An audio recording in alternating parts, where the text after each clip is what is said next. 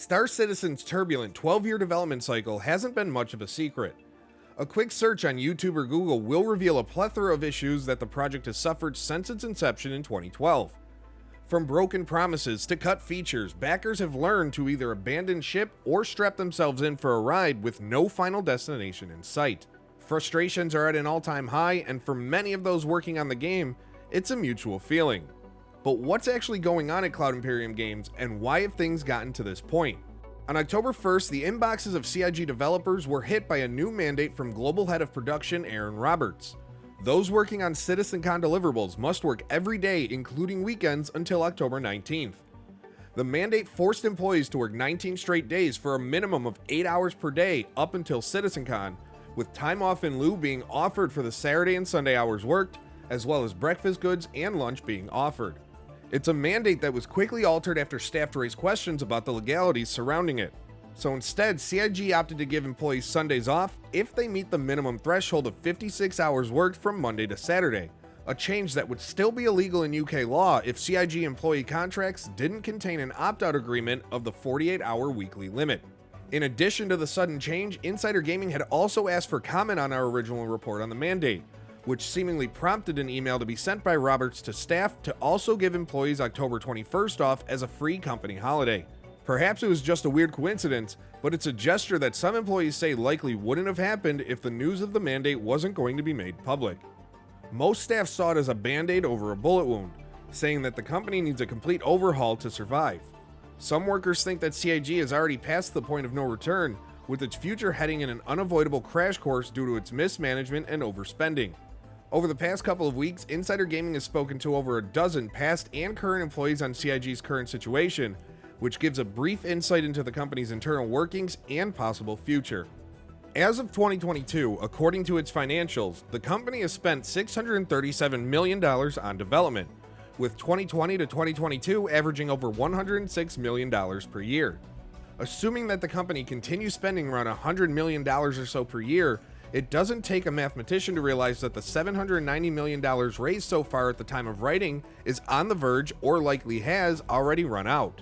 It's an assumption felt by both current and former employees at the company, who say that they've been experiencing the effects of apparent dwindling funds these past 12 months. Earlier this year, CIG quietly laid off an estimated 100 to 150 staff members at its Austin and LA offices. The company had hoped that the move would go under the radar because affected employees were told to sign non-disclosure agreements, which prevented them from announcing their departure on social media. Former employees said those who refused to sign were told that they would not get any form of severance. Undoubtedly, the information about the layoffs hit the internet because of those who refused to sign NDAs or decided to speak to the press. The information on the layoffs eventually forced CIG's hand, and the company issued a statement revealing that, quote, a small number of positions were eliminated and that it had decided to co-locate as much development as possible. Current staff members also felt the financial burden, with wage increases being frozen and the prospect of career progression seemingly being halted, all as the cost of living continues to rise. Some employees told Insider Gaming that they're now struggling to make ends meet, leading some to contemplate leaving the company and questioning their future in the industry entirely. One employee even joked that at least they have baristas serving them coffee, referencing the over-the-top coffee bar that takes up a large portion of the 9th floor in its new Manchester building. According to multiple sources who believe backers' money could be spent more efficiently, the coffee bar is just one example of CIG's unnecessary spending habits. Spending tens of thousands of pounds on custom furniture and oversized props isn't unusual, sources say, with management justifying its spending habits because it's, quote, pushing the boundaries of game development. Its Manchester office, which still is under construction on one floor, consists of custom wall paneling, doors, and even desks to make employees feel like they're living in the Star Citizen universe. One employee described the office as, quote, almost a space version of Willy Wonka's factory that caters to taste over functionality. Pushing the boundaries of game development is often a phrase used by management, sources say, who use it repeatedly to explain CIG's unorthodox game development processes. This includes rationalizing almost all processes of development pipeline, including how to work on CIG's Star engine, a heavily modified version of the Cry engine that has been the cause of years of delays and pushbacks. Staff described the engine as a Frankenstein, a mishmash of parts that's difficult to work with at the best of times, never mind when features are added, changed, or removed daily. Both current and former staff say that one of the fundamental issues at CIG is the creative process, which will see the head honcho of CIG, Chris Roberts, make game-defining changes daily that can cause weeks worth of issues. Roberts is relatively well known in and out of the Star Citizen community for being a perfectionist at the best times. Still, developers feel that his constant changes in vision and scope have become one of the most significant burdens to Star Citizen, Squadron 42, and CIG as a development studio. Staff say that this isn't just on the prominent game features either, but down to the most minute of details. They said that the decisions that should take a matter of seconds creatively can sometimes take hours or even days due to his micromanagement. Said one former employee, quote, "I've genuinely been sat in meetings that got derailed for 30 minutes so that the placement of objects that players are likely to never interact with could be discussed in detail. There's just no actual focus on getting the game done." Said another employee, quote, "Sometimes the most basic features can be reviewed by Roberts half a dozen times, for it to then be scrapped or changed on the 7th review. The constant changes in scope are made worse by inappropriate deadlines, which will see months worth of work expected within weeks or even days, which still ultimately runs the risk of being scrapped entirely. The constant creative changes, micromanagement, poorly optimized engine, and lack of standard development processes have led many experienced developers to leave CIG in recent years, with some of those we spoke to preferring a more traditional form of game development. CIG's change in experienced staff has undoubtedly had a knock-on effect on its culture, with sources saying that the studio now has one of the strongest cult-like mentalities in the entire industry.